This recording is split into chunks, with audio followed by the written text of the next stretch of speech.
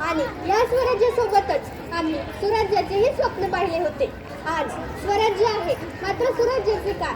हा स्वराज्य ज्याच्या भरोशावर उभा झाला तोच शेतकरी आज रस्त्यावर आंदोलन करतो आहे. स्वराज्यात कोणत्याच मुलीबाईवर कोणी वाईट नजर टाकणार नाही असा आमचा शिवबा म्हणायचा. मात्र आज अगदी चिमुकल्यांवर सुद्धा अत्याचार होत आहेत. किती दुर्दैवी आहे हे. काय काय चाललंय काय हे? अरे तुम्हीच म्हणताय ना काळ बदललाय, पण हे तर सारेच बदललंय.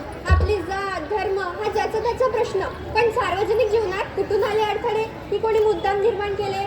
अरे फक्त माझ्या शिवबाचा जय जयकारच नको, तर त्याचे आदर्श विचार कुठे गेले? अरे जनाची नाही तर मनाची तरी बाळगा. हा असा हिंदुस्थान कधीही अपेक्षित नव्हता. राग द्वेष रोष कोणाचा? आपल्या बांधवांचा? अरे मागे वळून बघा जरा, अनेक पिढ्या या राग द्वेषामध्ये संपल्यात. आज कधी कोणी आठवण काढत नाही त्यांची. राग द्वेष रोष बाजूने सारा. उज्ज्वल पिढीचे उज्ज्वल भविष्य घडवण्यासाठी एक व्हा, आपुलकी जपा. माझा शिवबा तुम्हा सर्वांचा आदर्श, तुम्हा सर्वांना श्रेष्ठ. मात्र मला याचा अजिबात गर्व